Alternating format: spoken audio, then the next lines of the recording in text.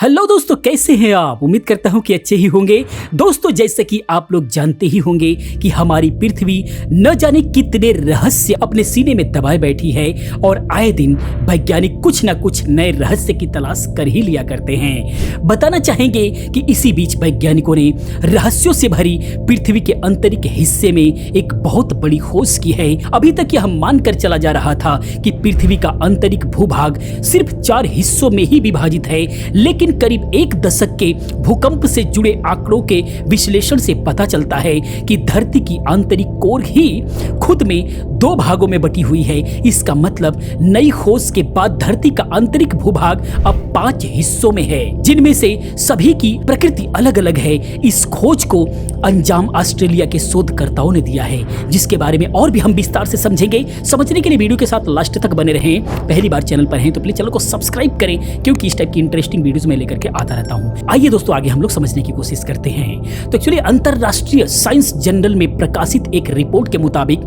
शोधकर्ताओं की एक टीम ने पृथ्वी के आंतरिक कोर के अंदर एक नई परत की खोज की है। इस खोज में ऑस्ट्रेलियन नेशनल यूनिवर्सिटी के शोधकर्ताओं को यह सफलता मिली है।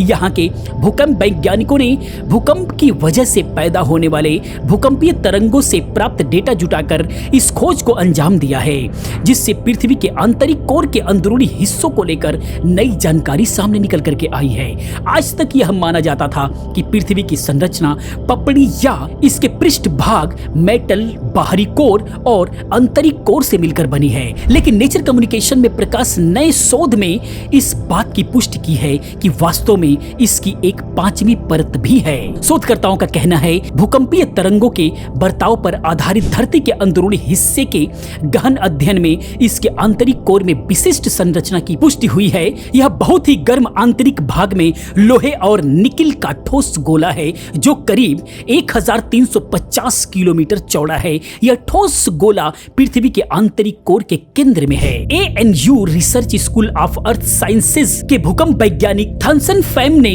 कहा है कि आंतरिक कोर के अंदर धातु के गोले की मौजूदगी की परिकल्पना करीब 20 साल पहले ही कर ली गई थी। अब हमने उस अवधारणा को साबित करने के लिए एक सबूत उपलब्ध करा दिया है।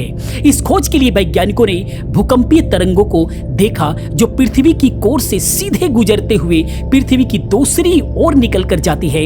यह तब होता है जब धरती के किसी भी भूभाग में भूकंप आते हैं। इसे एंटीपोड भी कहा जाता है। यह तरंगे फिर वापस भूकंप के केंद्र तक लौट कर आती हैं। वैज्ञानिकों ने इस प्रक्रिया की तुलना पिंग पोंग बॉल से की है, जो उछलकर आगे पीछे होते हैं। फैम ने कहा कि यह एक निष्कर्ष उत्साहजनक है, क्योंकि यह धरती के आंतरिक कोर और इसके बेहद केंद्रीय क्षेत्र की पड़ताल के लिए नया रास्ता देता है। पृथ्वी का व्यास करीब 12,750 किलोमीटर है। इस ग्रह की आंतरिक संरचना 4 परतों में है। बाहर की तरफ एक चट्टानी पपड़ी वाला भाग, मैग्मा से बनी बाहरी कोर और एक ठोस आंतरिक कोर है। मेटलिक आंतरिक कोर करीब 2440 किलोमीटर चौड़ी है, जिसकी खोज भी भूकंपीय तरंगों के माध्यम से ही 1930 में की गई थी। इस शोध के लीड ऑथर और भूकंप वैज्ञानिक थैम्स ने कहा है कि अपने ग्रह के गहरे आंतरिक भाग की तुलना में हम अन्य दूर स्थित खगोलीय पिंडों की सतह के बारे में ज्यादा जान सकते हैं। शोधकर्ताओं का कहना है कि पृथ्वी की आंतरिक कोर, जो कि धरती के आयतन का 1% से भी कम है, यह हमारे ग्रह के इतिहास की एक टाइम कैप्सूल है। जैसे जैसे आंतरिक कोर बढ़ता है, जमने की प्रक्रिया के माध्यम से अंतर्निहित गर्मी और प्रकाश तत्व तरल बाहरी कोर के संवहन को संचालित करते हैं और बदले में जियोडायनेमो को नियंत्रित रखता है। इसी कारण पृथ्वी का चुंबकीय क्षेत्र बनता है।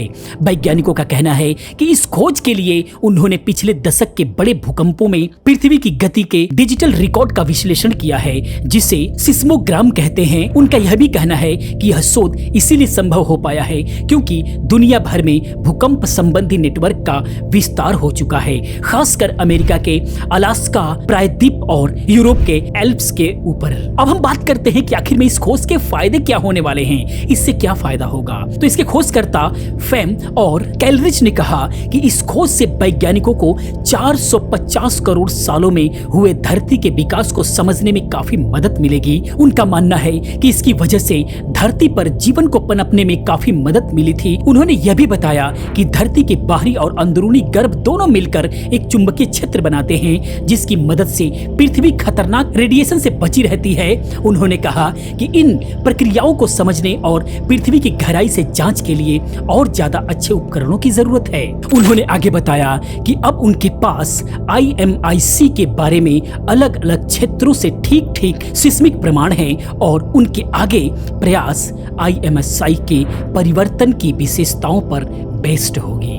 तो दोस्तों, इन्फॉर्मेशन, ये जानकारी आपको कैसी लगी प्लीज आप कमेंट में जरूर बताएं। इसी प्रकार की बहुत सारी वीडियोस को देखने के लिए चैनल को सब्सक्राइब करें, चैनल के साथ बने रहें। वीडियो अच्छी लगती है तो प्लीज वीडियो को लाइक करें, वीडियो को शेयर करें, इससे हमारी टीम का हौसला बढ़ता है और हम सभी मिलकर एक से एक वीडियोस आपके लिए लेकर के आते रहते हैं। मैं मिलता हूं अगली वीडियो में। पूरी वीडियो देखने के लिए आपका बहुत बहुत धन्यवाद।